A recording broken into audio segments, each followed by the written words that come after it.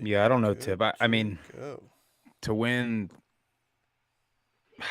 I mean, we got to win 1 out of 3, but potentially 2 in Milwaukee. I don't like it. What I do like is I absolutely love a good old-fashioned Heat Knicks playoff series. It's going to be like 1996, dude, all over again. Bodies all over. Miami's down to 6. Miami's down to like 6 players. That's old school stuff right there. Old school. I Eastern noticed that matchup. I looked at the box score, and I think they only played like 3 or 4 guys off the bench or something. Hero's out for the playoffs. Oladipo's out for the playoffs. They have 7 undrafted players on that team. And I'll say something controversial, but we've been wasting a roster spot on Udonis Haslem for the last 7 years. Could be a reliable player off the bench right now with all these injuries, but like Chalmers. Who am I, man? Love Chalmers. You like Mike Miller, dude. Jimmy had that game Ray last Allen? night. That would have been Mario Chalmers. I bet Ray Allen can still shoot, dude. I'm sure he can still shoot. There's no He's question. not playing anymore? No. I don't think so. He's like 45 years old. But I bet he's still shooting 200-300. Yeah, 100%. He's still putting up 200-300. I know Ray shots Allen doesn't play basketball anymore. It was a joke. Was he? God, the guy was like 40 years old when he lived at the Bay. I know. When he was like 38 when he knocked down the 3 with Bosch. I'll tell you, dude, that was besides that game, that's the wildest I've ever seen a crowd in Miami for a Heat game. Like the last 3-4 minutes of that game. Dude, just wait till you get the Kings Warriors game tomorrow back in Sacramento. That's gonna be live. I'm not watching a basketball game at midnight. Did the Warriors win that game the other night or the other day? Barely. Okay. Just barely. So 2-2. Wait for a few people to. And De'Aaron Fox is out. In. Rest of the series. No, he's gonna give it a go. Oh, okay. So we'll see. And you got Kawhi Leonard. What? He's been out for 3 or 4 games. So I don't get it, man. Not a lot of superstars left, man. I agree. Leonard's not playing. Paul George is not playing. Anthony Davis is hurt every other week.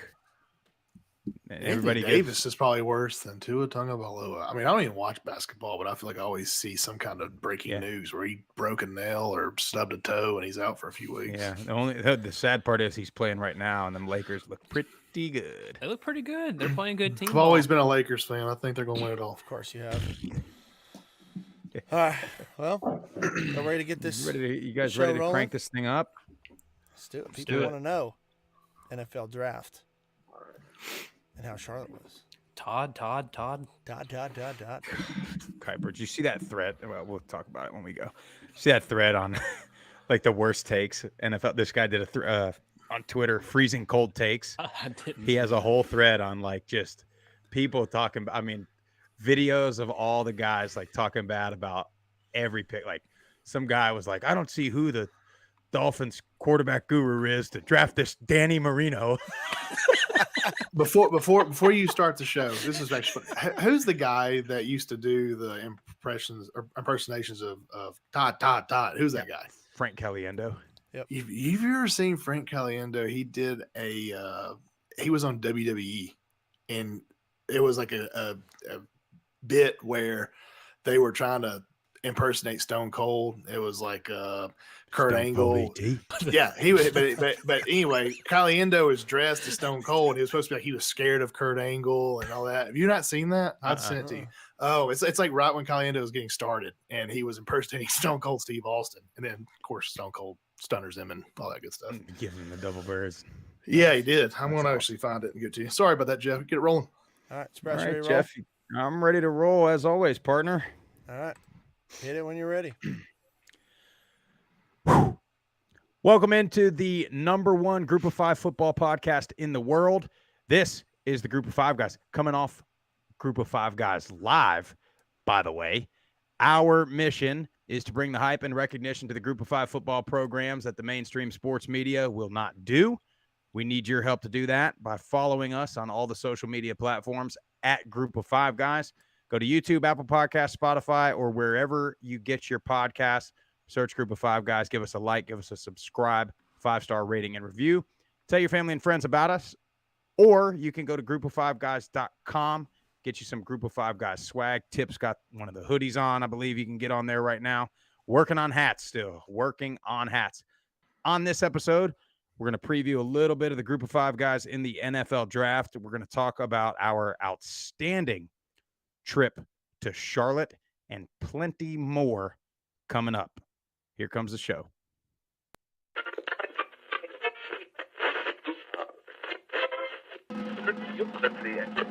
Have you had it from somebody born and raised in Lafayette, Louisiana, at a tailgate? Doubt it. Lee Corso is a guy who had a retirement party 10 years ago, and yet he still won't leave the office. Projected getting drafted between the first and third round. Like, that's incredible. That's impressive. Yeah, the wide receivers are absolutely stacked for the group of 5. I said Michael Pratt has got to show up and play, and boy did he. 394 yards, 4 touchdowns, 48 rushing yards on the ground, and another touchdown. I really appreciate you do for the Group of 5 programs, and I think it's great. I think we should get more of this. But you guys are in the forefront of this, and so I'm thankful for this. I'm glad that you're talking about the Group of 5 because I think they get overlooked. But it's a ton of fun to watch a guy go to the NFL from a Nevada or a Colorado State or a Middle Tennessee or an App State, and fans follow that kid. I appreciate what you guys do, truthfully, covering the Group of 5. Y'all said it earlier, but the Sun Belt to me is college football.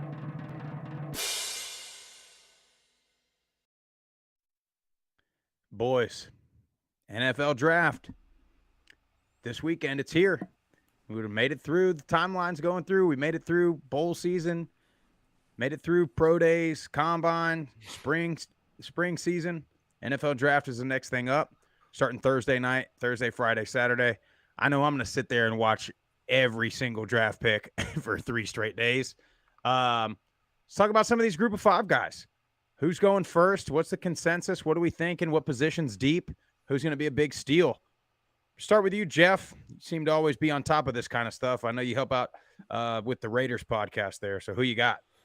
Yeah, and speaking of the Raiders Fan Radio podcast, our buddy Murph, who produced our first pregame show this past weekend in Charlotte, will be going on their show Friday night to talk about day 1 of the draft for the Las Vegas Raiders. Excuse me, I still just always call them Oakland, and but then going to be talking about any picks that come in on Friday. So, but I think the first group of 5 guy that's going to go, I think it's going to be Rashee Rice, receiver out of SMU. I just think he had a great season last year. He's a solid big body guy. He's not like crazy big. I mean, he's 6'1", 204, but pretty solid. But man, guy's just got great hands. Runs a 4.5 140 at his pro day. I mean, and that's plenty fast enough for the NFL. But the guy's got a ton of experience. He had 96 catches for 1,300 yards and 10 touchdowns last year at SMU. And I think he's a guy that can come in, whoever drafts him can come in right away and contribute as a rookie. Yeah, and it's another, last year we talked about the receivers being deep, and it's deep again from the receiver spot. Tip, what about you? Do you agree, or are you going to go? The other consensus, right, is Tank Dell. So is that what you got or what? I keep going back and forth between those guys. I think it's going to be one of those 2 guys. I think it's going to be either Tank Dell or Rashee Rice. Some teams that I've seen in some mock drafts that are interested in these guys. For Tank Dell, Seahawks, Steelers, Panthers, and Giants. And then for Rashee Rice, the Chiefs, Bears, and also the Steelers. So Steelers look to be a team that that need a wide receiver. I can see either one of these guys going first. Both of these guys are extremely talented wide receivers. And like you said, Sprouse, the receiving class for the group of 5 guys is deep again. Yeah. I think both of these guys have a chance to go second round, that second, third round range. But keep an eye on J.L. Skinner, the safety out of Boise State. That could be one that ends up getting picked in the second round, maybe the third round. Could be the first group of 5 guy drafted. So we'll just we'll see. Well, we were kind of BSing before the show, and I was on the Rashee Rice train, but the more I got to thinking about it, there's always a ton of receivers. And Skinner out of Boise, remember we saw him down in Mobile, he's tall and long, which is rare. So I could see I could see him being one of those guys that, the average NFL fan or Power 5 fan is wondering, who this kid is or why he got drafted so high. I could see that happening with him, though. Well, And Sprouse, you one of the make it. teams, Oh, I'm sorry. Go ahead for it. I was Go just for it, say Jake. real quick, one of the teams interested in drafting him is one of the GMs that is notorious for drafting group of 5 players. And that'd be Bill Belichick up in New England. That the Patriots are one of the teams that I saw in a few mock drafts that are looking to get J.L. Skinner. Yeah, what I was going to say is, the NFL, especially now in the past couple of years, they love the bigger defensive backs. I mean, he's 6'4", 209. He had 52 tackles and 4 interceptions last year. And opposing quarterbacks, when they were throwing against him in coverage, their QBR was 37.8. So, I mean, you got a That's not big bad. guy that's long and rangy and can cover. I mean, that might be a guy that somebody, will take a chance on a little bit earlier than people think. Well, so those are probably the top 3. I mean, those are the consensus. One of those 3 is probably going to be the first group of 5 guy off the board. What about, you got a bunch of running backs too. Spears, the playmaker. Everybody's going to be fired up because he's going to go late probably because of his size. But people are going to be excited about him because of what he did in the bowl game against USC and then what he did at the Senior Bowl. But then, you got the kid out of UAB. You got some running backs in this draft. You got some quarterbacks in this draft. And then you got other receivers that are going to go late that can be steals. So where do y'all think Spears goes? I mean, I think he's probably a third day guy, unfortunately, but I think he's going to be a playmaker right away. The third round, that's is that on Friday or is that on Saturday? Should be Friday, right? First okay. round's Thursday, second Yeah, and third is second Friday. and third. Okay. Yeah. Yeah, I'm seeing anywhere from third to fourth round for Tajay. So I think that bowl game and his performance down in Mobile for the Senior Bowl definitely helped his draft stock because I think when we were looking at it before we headed down to Mobile for the Senior Bowl, we were seeing him 5th, 6th, 7th round. So I think it definitely helped. I still think it's too late. I think this guy should be locked in day 2 pick. But we'll see. I'm seeing anywhere teams that are interested as far as mock drafts go: the Colts, Saints, Patriots again, and the Bengals. And I mean, any of those 4 teams would be a good fit for him. I'd like to see him stay home and go to the Saints. I think that'd be a good fit. Kamara's getting a little older, and I think that would be a nice little transition.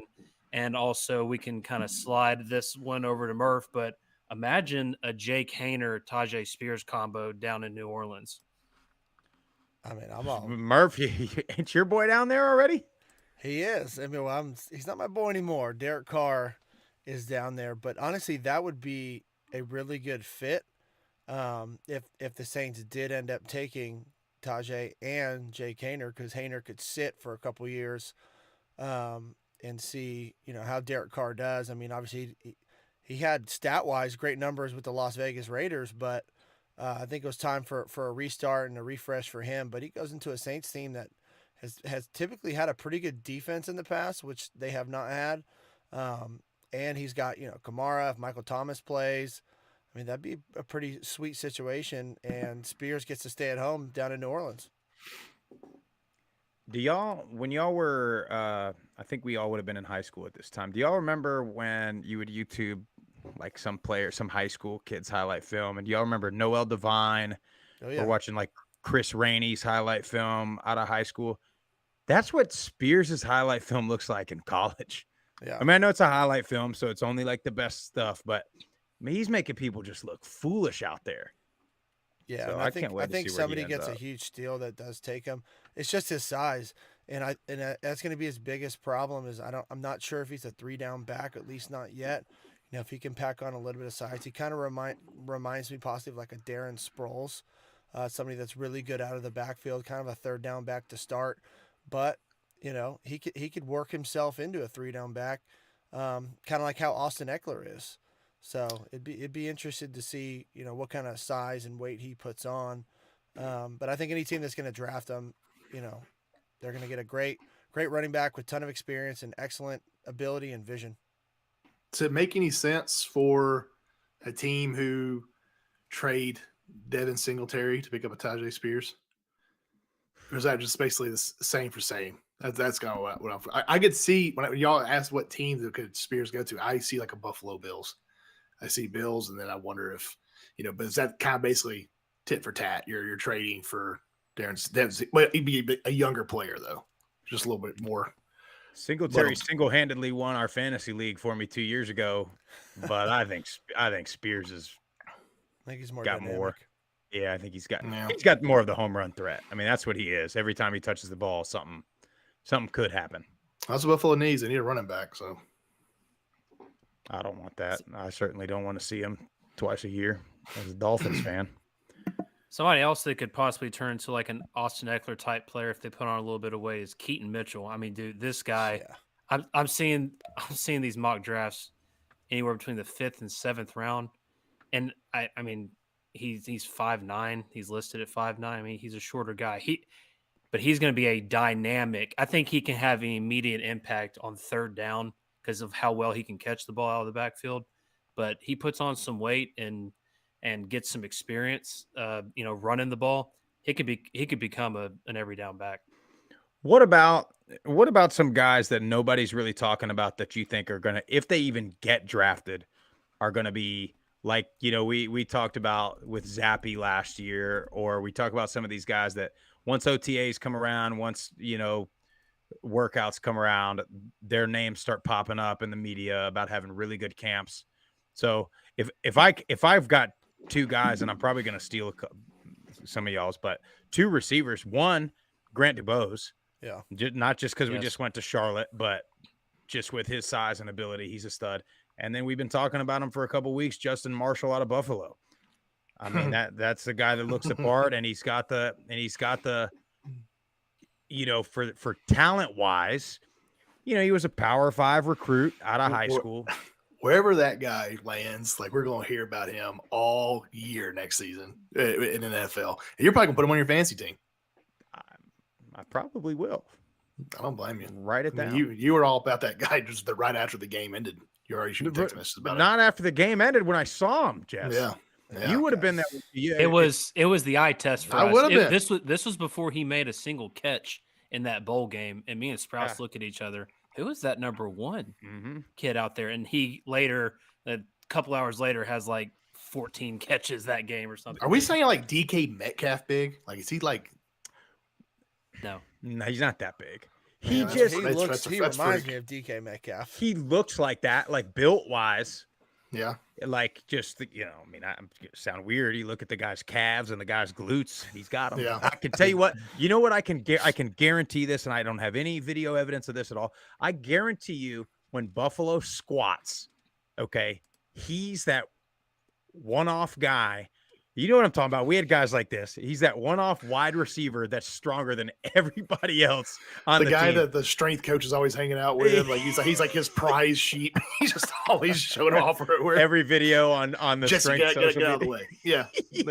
Yeah, that's him. 100%. I'm over here doing a front squat thinking that they're filming me, and I realize that we have, they're filming the wide receiver that's got an extra plate on the side. Hey, well, Sprouse, real quick, we had this has actually made a good point. Our boy Cascalaya is in the YouTube chat. He goes, Kamara possibly more than likely has a 6-game suspension at the start of next season. Right, because of that fight he got into. Yep, that's right. So that makes a big difference if they do decide to go with a young running back. Might be looking for some early playing time next season. Can we just stop fighting people? I mean, we just go run the ball, go home, have a beer, lock the door, don't leave. Like, it's amazing to me how these guys keep getting in trouble. I was going to say, speaking of suspension, I mean, what about these Georgia guys, these Bama guys? I mean, LSU is a part. What are these guys doing? They just can't stay out of trouble, it seems like, lately. Well, they see about all these Detroit Lions. Well, that's what I'm saying. All these receivers getting in trouble for gambling. I mean, look, I love Prize Picks as much as everybody, but I mean, use our code GOFG Jamison Williams next time you play. But you gotta give Detroit. You gotta give Detroit a break though. They And hadn't don't been do it they winning a lot won of a few games. games, yeah. And they're like, all right, there ain't nobody gonna bet on us. I never felt this before. Let's put some money on us for God's sakes. And then the game they win, they have to get in Yeah, trouble. now they're all suspended. So What about Dorian Williams, a linebacker? No one really talks about Murph that loves guy. that guy. And I'm over. Yeah, well, Murph talked about him at the All-Star game, and then like you look at the guy's stats, the size. Yeah. I mean, I think whoever lands him, I was looking, they has like an 85% starting percentage based off of all of his testing. He might be like a 10, 12-year linebacker somewhere, be a franchise player. Yeah, I think whoever gets him, and I think he'll be a little bit later, second, third, possibly even fourth. If he drops to the fourth, I'll be really surprised. But 6'1", 228, runs a 4.49. It's a linebacker. Damn. The guy's flying. He goes sideline to gets sideline, making Yep. plays. And that's what you need, especially in today's NFL with these quarterbacks. They're running all these RPOs. You got to be able to fill holes and be able to cover running backs out of the backfield. So, I mean, I love Dorian. I hope my Las Vegas Raiders take him in the second or third round. what about, and we got to move on from the draft, but what about Haener and Toon, Jeff? Where are they ending up? What's the highest you think they go? And do you think they both do get drafted at some point? I think they both. Well, here's the deal. I think Clayton Tune gets drafted for sure. I think Haener being a little bit smaller, I think he definitely deserves to be drafted, and I hope he does. I think they're both fourth, fifth, possibly 6th round picks. But I think whoever does grab them, they're going to be in a great situation because, well, I should say, depending on who grabs them. Now, Tune has been linked to the Las Vegas Raiders as well, and I would be thoroughly happy if Tune comes in 6'2", 220, runs a 4.5 40. He's got all the stats in the world. He's got all the experience in the world at Houston. Ran a very pro-style offense as far as coverage recognition, being able to change plays, being able to make his reads, and he can run. He's wouldn't think of him as a running threat, but he's very athletic. He can get outside of the pocket. You can roll him out. So I really like Clayton Tune. I think 5th round realistically, and I think Haener could be right around the same, maybe 6th. Well, surely the Raiders are not going to draft another Fresno guy. And that's one of the reasons. Why I think they Unfortunately, won't. it's just it doesn't matter. But and then Tune used to, he used to run a little bit more earlier in his career. But I mean, he was always a threat. I mean, you saw the numbers him and Dell put up at Houston was outrageous. I'll just read off his stats real quick. I mean, he had 4,000 yards, 40 touchdown passes, 10 picks, and then on the ground he had 546 rushing yards and another 5 touchdowns. The passer rating on the season at 158.9. I mean, that's and he's got multiple seasons back to back. That's where I get lost. And not to bring up this guy again because it's not his fault, but you got a guy like Anthony Richardson or Will Levis that they're talking about 1st round, maybe 2nd if they fall. And I'm like, fall? The guy's got one mediocre year at best. Yeah, he's in the SEC, but if you look at the big games that both of those guys had against really good opponents, they shrunk. They disappeared. So it's like I'd much rather take a 2 or 3 year starter with year and year after great numbers, being proficient, great completion percentage. He looks the part. He's got a great arm. He's got great anticipation, and both of them, Haener and Tune. Like I'd much rather take one of those guys in a later round and have a much better, possibility of him turning out the way you want him to, rather than taking such a big chance in the 1st or even 2nd round on a Richardson or Levis. Now, I think Stroud and Young, they have all the experience in the world. I'm not particularly fans of those guys, but I understand you taking a chance on those guys, right? Because great programs, they're proven winners. They got the numbers, they got the experience. But these other guys, I'm just lost on why they're so high.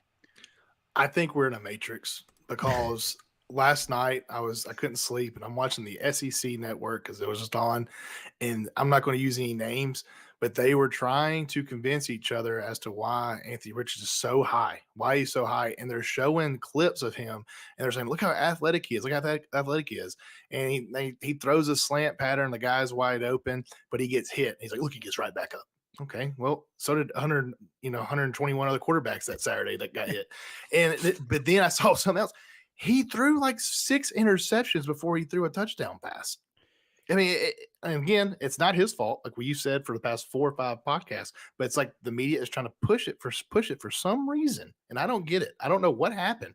If there's a bet going on, it's like I guarantee I can push this guy to be a top pick if I just say this, this, and this. Well, you almost wonder nowadays, though, if it is like if he's got an agent that is just feeding the media stuff, and like you do feel bad because I got a feeling this is going to be one of those years where these guys are sitting there in the, like you remember Aaron Rodgers sat there and Brady Quinn sat there, and these poor guys are going in there hearing all this stuff about going in the first round, and I mean, he might be sitting there for 2 days. I don't know. Maybe I'm.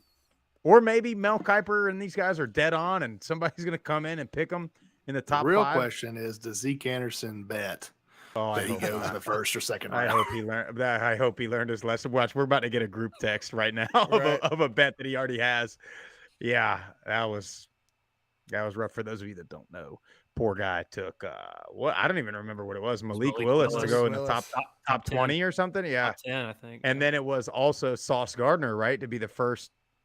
DB, I think. First DB, and he wasn't? Yeah. Ooh. Which that was shocking. Should have been. We see how that panned out. But we had another guy in the chat, Michael, I think it's Bias, is how you pronounce his last name. He says, how about Kalen Laybourne, Marshall's running back in the draft this year? That might be a little bit of a sleeper as well. I think per the pundits, I think McBride is going to be the top group of 5 running back out of UAB. So.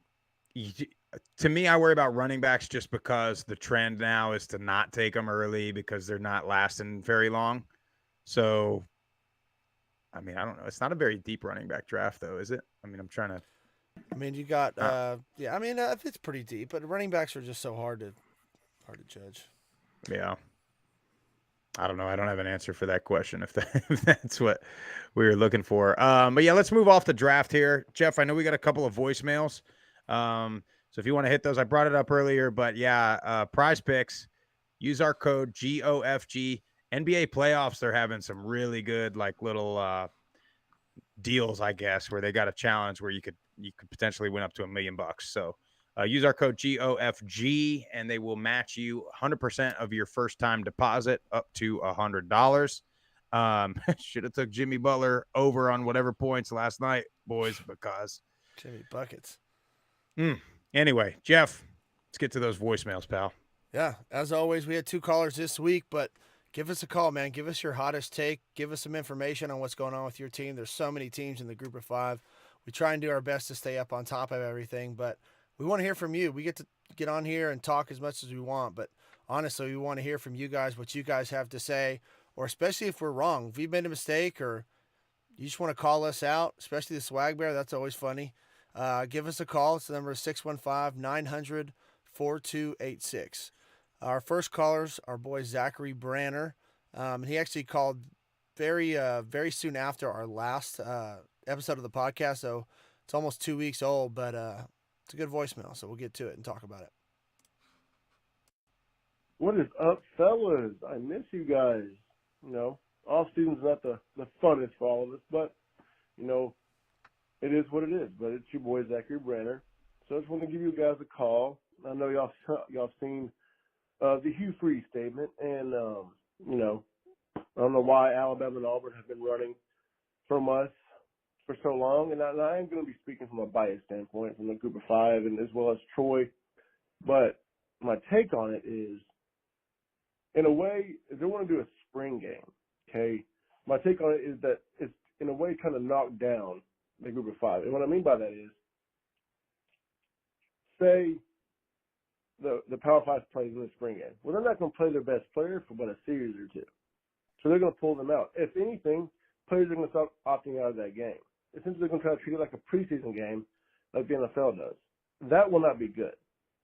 And then that would go to the group of 5 taking their best player out. So you're really not going to really see that matchup you're wanting. And in my eyes, you're trying to classify it as the little brother. As my time playing at Troy, I could promise you emails were sent to both athletic departments every year to Alabama and Auburn, and we got that fat-ass no back from them because they didn't want these issues. I love that he said that. But no, schedule us for a regular season game. Don't be scared. Do not be scared. And that's what it is. And they spend all this money on paying out of state FCS teams. Well, congrats, they get the money. But why not schedule us? It's cheaper for traveling issues. We live right down the road, especially from Auburn. And in Alabama, just call us. I promise you, we'll pick up. Don't run away from competition, because I promise you, we want that action. We want to beat that ass. And I truly believe that can happen, and they know that, and they're not going to want it. So I want to know what y'all's take on this. Am I thinking too much into it, or should I just let it ride out? But in my mind, it was a kind of a slap in the face as they were trying to say or belittle, hey, let's play a spring game against Troy. Like we're not worthy of being an opponent in the regular season. So I kind of took it more of an insult than anything. So I just want to know what y'all think. Appreciate it, Zach. Go ahead, Swag. What you got? I don't think it's an insult at all. I think you might be looking into it a little too hard, because the way I see it, and when I'm from Alabama and we had our spring games, we would play. We were considered a top tier team in the state of Alabama, and we would play other top tier teams in the spring. If Troy were to play Auburn, and you're worried about them only playing their ones for 2 series, and you keep your ones in there, okay, well, now you're going to show recruits that, hey, we just beat Auburn in the spring game. So, we're looking to have a bet. It's also going to build up for your next year's season, because you just have some momentum because you just beat Auburn. Even if it was a tie, 14-14 or 21-21, we tied Auburn. XYZ, it's going to make you a better team. I like the idea of doing spring games, but the reason it has to be Troy or UAB, because they're not going to do an Iron Bowl in the spring.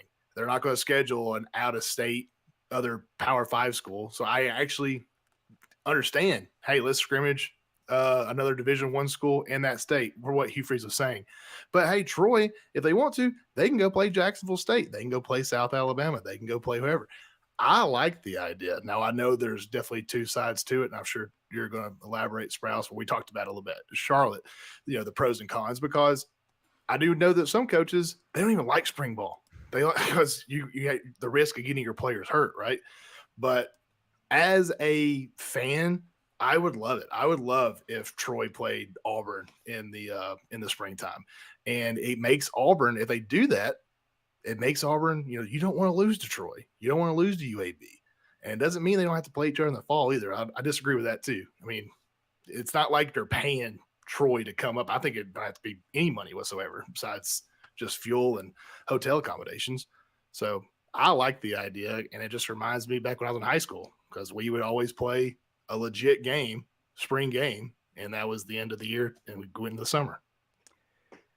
So at first, when I heard it, I thought that's a great idea. But the more I thought about it, I thought about our going into our senior year when we had like 6 healthy offensive linemen that had to take 100 reps in the spring game. And then, I got to thinking like, a lot of the schools are not, their starters aren't even really going through spring anyways, let alone going to play in a game. Now, I do think my solution, if you will, would be sort of like the NFL does, like the inter squad practices.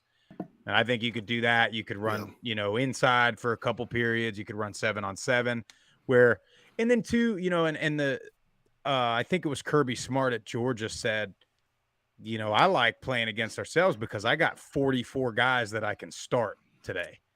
Where if you play another team, you got the 3rd string left tackle might not get a rep in that game, or they might only get to play a few series, where in the spring game amongst yourself, they might get 50 plays. Well, I think there's variations of the way you can do Sure. it. And then to go back on my deal and I'll be done. I totally agree with you that, if spring ball is how it is today, there's no way, because you're only going to have 5 to 7 offensive linemen that can go. It's going to have to change the way the university looks at spring. It's like another fall camp. You need your starters. I mean, it's going to be a motivational tool for your program to say, hey, look, we're going to go play Auburn here in a few weeks. Let's beat their ass, and let's get some recruits here this summer. So I think it would just change the whole mentality of the spring. It's making sense here, because it's not going to be just your guys that, hey, it's spring ball, Take it easy. Yeah, it'll be Let's get you important. healthy. It'll be important, right? Yeah. Well, I think it'd just It'll be incredibly probably never happen difficult. with injuries. and stuff. Yeah, well, that was my point. So many guys, even if they played and finished the season, get surgery in December. So, and that's why a lot of these spring games, like you have you're so limited, especially on linemen, because they're getting their knees scoped or their shoulder, fixed. They played with a what are those shoulder things on all year. Like, it would just be tough. Now, I say we just do a beanie, let the Beanie Bowl, let those guys go down to Auburn and let those guys have a run at it. Wouldn't that be kind of cool? I was like, hey, you know what? We're gonna sit the ones and twos. I want to see our third string against your third string. Let's battle it out. That's actually a great idea. Jeff, you're on to something too, because chances are these are guys that aren't going to probably play in the fall either. If you send your maybe a couple twos, but 100%. Mostly threes and freshmen and walk-ons. Well, you can also see what these kids got too. You bring them in, and you really don't know. You just see them in practice. Hell, let it get some game reps.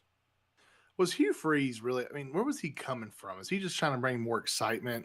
Because the spring games, granted, Charlotte was pretty exciting, but the attendance in Colorado, that was just the Dion effect. But I think the national attendance over the past 5 to 10 years has just dropped drastically. There's not really sold out stadiums anymore for spring games. People are just ready to get to fall, Yeah, you got to have. Maybe he's just trying to bring more excitement back. If you get a new coach or something splashy happens in the offseason, that's the only time you're getting a decent spring crowd, I feel like. But anyway, here's the real deal. It ain't never going to happen with safety and rules and stuff right now. I'm surprised they're letting them do spring at all right now. Or have pads. It'll be shorts and it keeps getting. You got a helmet and you got a big mushroom on your helmet. We played in the wrong era, didn't we? I would have loved spring ball if we were. Do you remember NFL Blitz back in the day on that N64? Yeah, you had that cheat code you could put in with big old heads. That's what these guys look like out there with these big old padded helmets on. It looks ridiculous.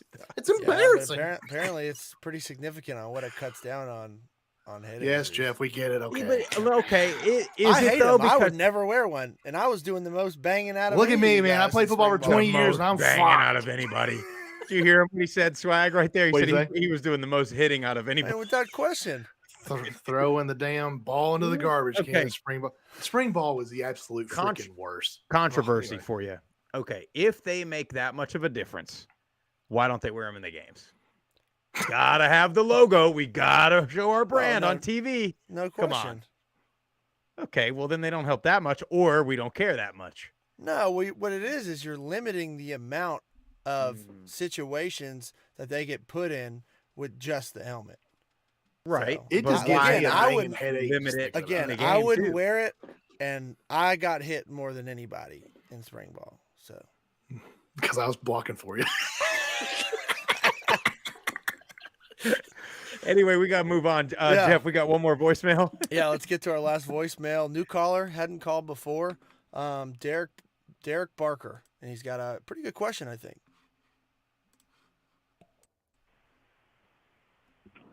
Hey guys, Derek Barker here, lifelong Marshall fan. Came up with a question as I'm driving back to Pittsburgh. What Group of 5 school has the worst little brother complex? I only bring this up as I am coming off a weekend back home. A couple of my buddies and I get together and had a couple drinks, and we were talking about the West Virginia Marshall dynamic and frankly how much we hate them and how little they think of us. This is coming from a guy that's actually named after a WVU linebacker, one of the first people in my family not to go to Southern Pittsburgh University. So I'll be interested to hear what you guys' thoughts are.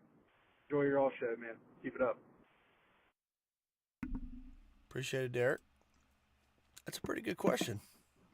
I think a lot of us suffer from that syndrome. Yeah, unfortunately. Yeah, now, the first school.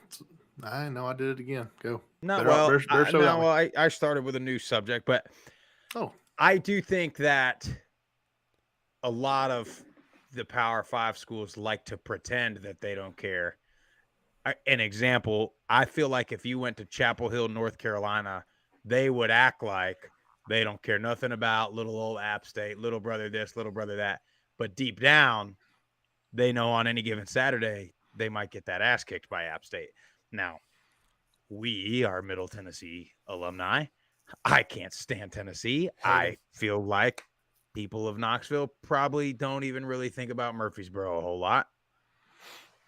But that's just my take. Go ahead, Jess. Sorry. No, my first initial team, when I hear little brother syndrome, I think that Louisiana tries to stand up to LSU more than that's the first school that comes to mind. They want to be, as soon as they had a better record, you're seeing it all over social media. Whenever they win Sunbelt, they're over staying on social media.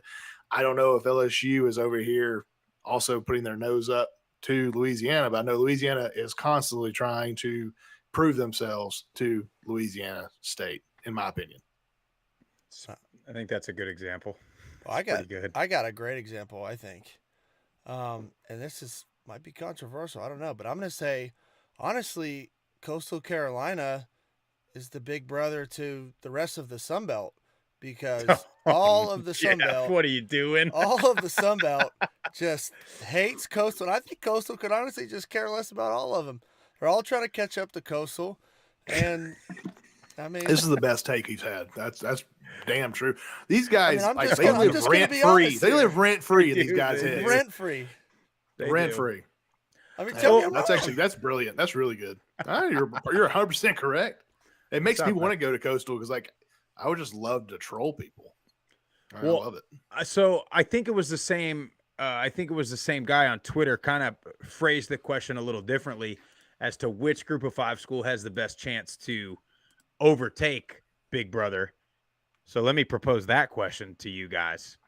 I mean, App State, and I, it's tough when you have, if UCF was still in the Group of Five, UCF would be a great example because they've probably at this point overtaken Miami. They're pretty close. They probably have gotten close to overtaking Florida, and Florida State seems like they're going to be good for a little bit, but UCF might have, but they're Power 5 now. So let's throw one out here to you up there northeast a little bit.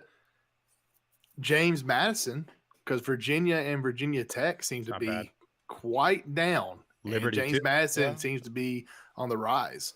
So that could be a good little brother. I hate referring to little brother, but we all know what we're talking about. That's a good example. The whole state of Virginia. Yeah. If you look at Liberty, James Madison, Old Dominion, and then you got Virginia Tech and Virginia who have fallen off quite a bit. Reason I do that, so App State, because NC State's been rolling lately, and you got East Carolina as well. Well, yeah, there's no real dynamic of who's big and little. Trying to think. I mean, I'm trying to think who else it would be a good one there. Maybe out west. Maybe. Yeah, Murph. Is there any out? Is there any out? Is there any out in California? Gonna be good. I mean, I was gonna say maybe, Fresno State, but I don't know who would really. I mean, they're like Central California, so there's not really one right next to them. I mean, the closest would probably be UCLA and USC, but I don't think either of those schools really care anything about Fresno. I would say that probably Colorado State is honestly better. Has been better overall than Colorado. 100% have been.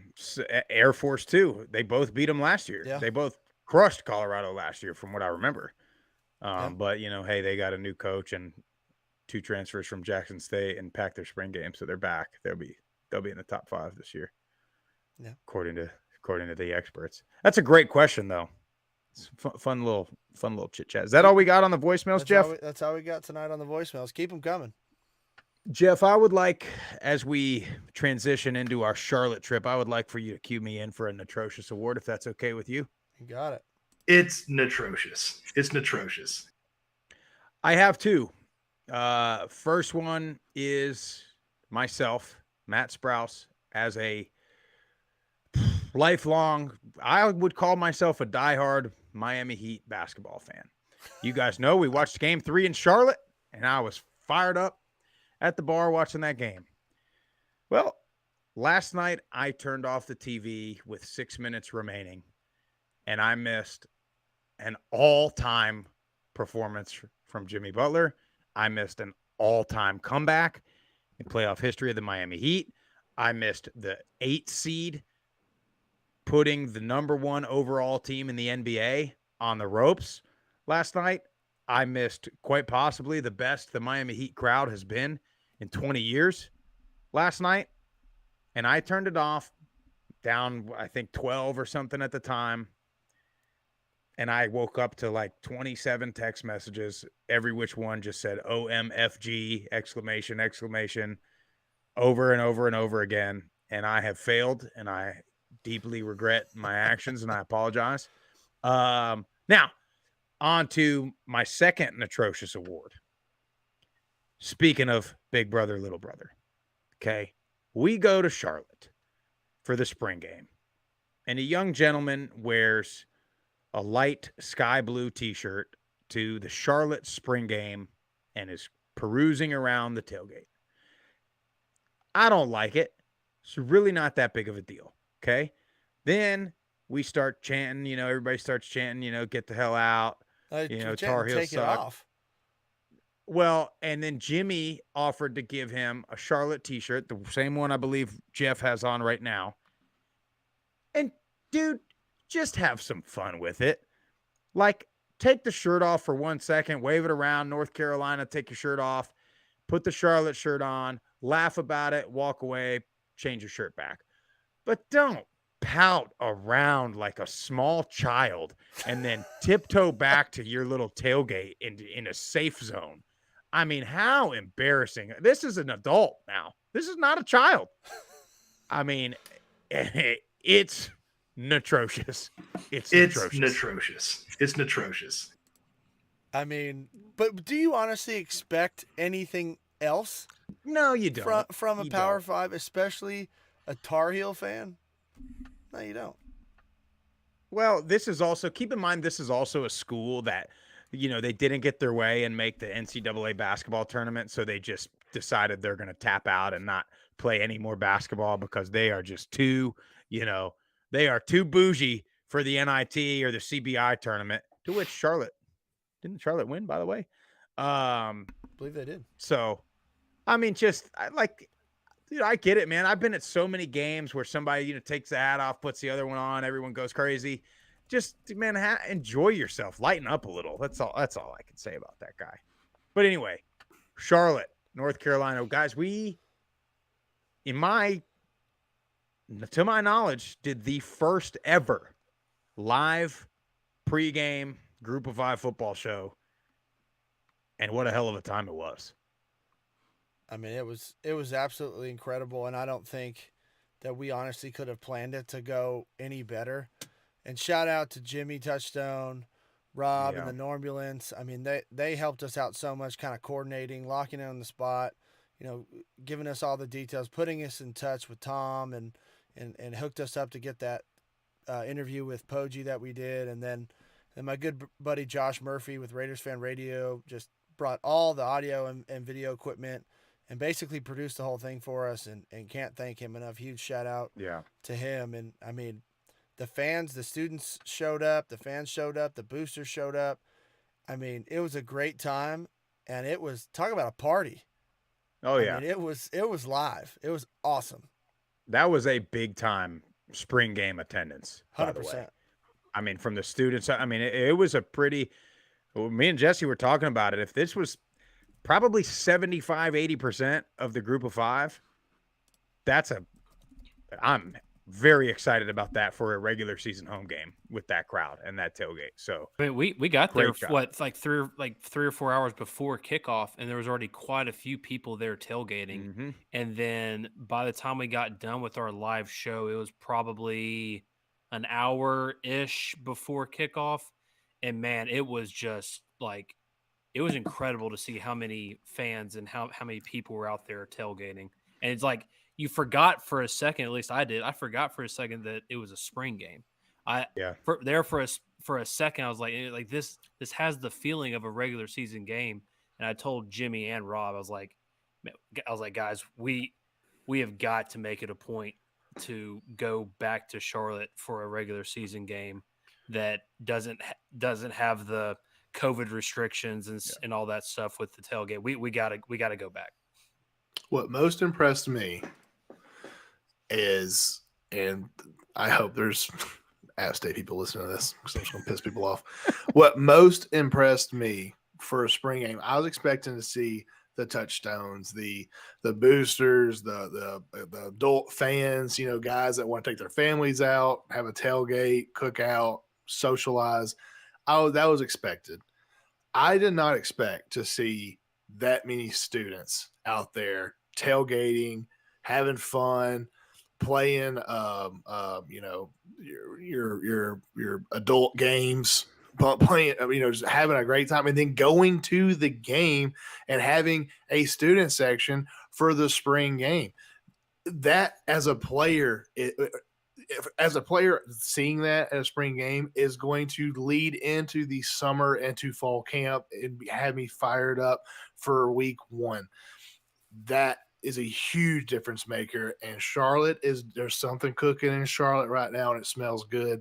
I really think that Charlotte, I'm going back to say, I think they have one of the best student sections in the group of 5, and I can only imagine what it's going to be like this fall. Very, very exciting times in Charlotte, like we've already talked about. I mean, best part of the whole trip was Poggi coming down the hill. Big time. He sees the swaggy wearing the V-neck. He lights up a little bit, and then Jeff comes around the corner with a stick of salami. I mean, that guy, it was like Christmas morning for him, I think. Oh, it was so good, and he told us on the interview that, and I should have known he was Italian. His last name ends in a vowel, but I was like, I told him I had the deli and all this. I was like, I gotta bring this guy a little care package, a little stick of salami. So when I brought it to him and just presented it like it was like the Holy Grail, he ate it up. And that may be what you were smelling, Swag. You might have been cooking up that Calabrese salami. Could be. But so let's talk real quick about the game. So a lot of the transfers, from what I gathered, weren't playing. But I'll tell you this. The one quarterback looked pretty good. I think it was Jones. Looked like a pretty good athlete, pretty good runner, made some decent throws. To me, as far as just a standout, and who knows how the rest of the spring went. But to me, he looked like he might be the leader of that group. But I'm not, Sorry, I was just going to say he did look great, but I thought the O-line, they were a lot bigger. They were bigger than what we saw when we were there a couple of years ago. The O-line was big, and that second string left tackle, he's a monster, but he's second string for some reason, but he was huge. Yeah, defensive tackles were big, and what you already said, was like, I think they had 2 edge rushers that didn't even play. They had a couple of transfers that played, but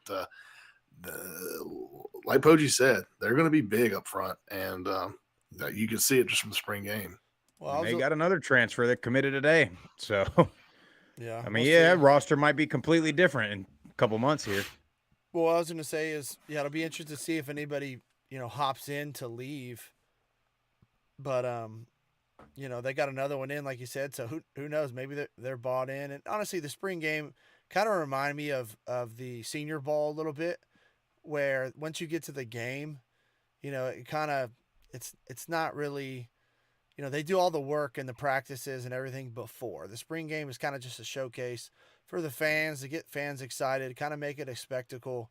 I think they know what those, especially those edge rushers, some of the guys that are going to be the starters can do already. So I think they just wanted to get a lot of younger guys, a lot of guys reps, as much reps as they can. But it was definitely surprising, like you guys were saying. I thought they'd be under center a little bit more, but a lot of shotgun, some RPOs type stuff, get the ball out of the quarterback's hand quick and get behind that O-line and pound it. So it should be interesting. You said Shadrick Bird had a pretty nice run too, right, Sprouse? Did I? The other day you did. That was me, actually. Oh, sorry, Grisham. I don't know if I said that or not, but that is a good point, though. I didn't even realize that, because most of the time they want to ground and pound the ball a lot. I saw a lot of drop back throws. That's a good point. I mean, I don't know why I didn't realize that. Yeah, and that could be maybe that was the game plan to kind of see who was going to be the QB Yeah, going that's into a good fall. point. They're playing 3 of them, so that's a good point. But yeah, I mean, I think we all were kind of when Coach said on our interview that he was expecting a packed house, and then the weather was looking a little rough. Leading up to it for like 2 weeks, it just kept looking bad. It kept looking bad, and then you get that 10-minute rain that we had to go under the tent for, and other than that, you couldn't have asked for a better day. Yeah. So Gorgeous. and they had a great crowd. I went over to the baseball game for a little bit. There's a decent crowd out there at baseball too. So It's a beautiful campus. It really is nice. It's a really pretty campus. It really is nice. But yeah, again, thank you to all the people that made it happen. There's too many people to thank. Can't thank y'all enough for letting us do that. That's the goal, guys. That's what we need your help for, because we want to do that every Saturday. I think I had 9 pickaxe shots. I'm just now getting my throat back. That was an awesome tailgating experience. The game was great. The nighttime was great. The food was great. Just the camaraderie, that Norbulence tailgating, they do it right, man. I love their saying is that we may not win the game every time, but we're going to win the tailgate. Mm-hmm. I want a shirt that says that. I love it. Yeah, and it was all the support too. Like there were so many people that came up and talked to us that didn't know who we were, but they were like, "Hey, so like tell me about what you guys do." And it was just really cool to network with so many different people, and met a young man named Alex, and he was a huge 49er fan, huge wrestling fan. So we talked about wrestling a lot, and then happened to be his dad's a Carolina Panthers fan. He happens to be a Las Vegas Raider fan. So shout out to Alex, man. There you go. Sharp kid. Just because somebody's a Raiders fan, Jeff, doesn't, you don't have to. No, he hit the trifecta, Sprouse. He hit the trifecta. He was a Group of 5 fan, huge wrestling fan, and then he saw Murph's Raider shirt, and it came up to him. And just for a kid of that age, honestly, to like just walk up to somebody and start talking, like I don't know a lot of kids his age that can conversate as well as he did. So he's doing a good job raising that young man. I saw you talking to that young fella. I'm over here thinking when you say kid, you're talking about like a 20-year-old. No, that was like a 4 or 5-year-old kid. Which, by the way, I have 4 or 5. I am turning into like such a like stereo. Okay, he's like 7 or 8, I guess.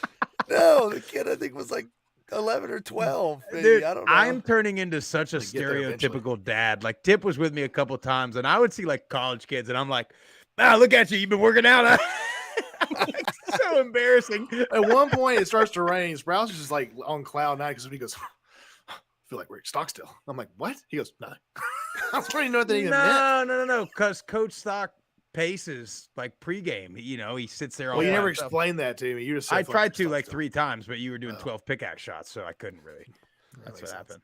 But hey, anyway, so that's all we got for you guys tonight. So coming up later in this week, we got our interview with, speaking of Big Brother, Coastal Carolina offensive coordinator Travis Trickett. I think that's going to come on Friday, Jeff. So Friday, that's going to come out. Really good interview. Get fired up about the Chants, boys. And we got plenty more to come. Again, we need your guys' help. So follow us on all the social media platforms at Group of 5 Guys. Go to group5guys.com. Get you some swag. Go to all the podcast streaming platforms, YouTube, Apple Podcast, Spotify. Give us a 5-star review and call the hotline. Jeff, 615-900-4286. Is that correct? You got it. Call the hotline. Get your hottest takes in. After the NFL draft, tell us who was a steal, who got snubbed. Let's get this thing ready. We got summer, then we got camp, and then we're into the fall live. Group of 5 Guys. We're out of here.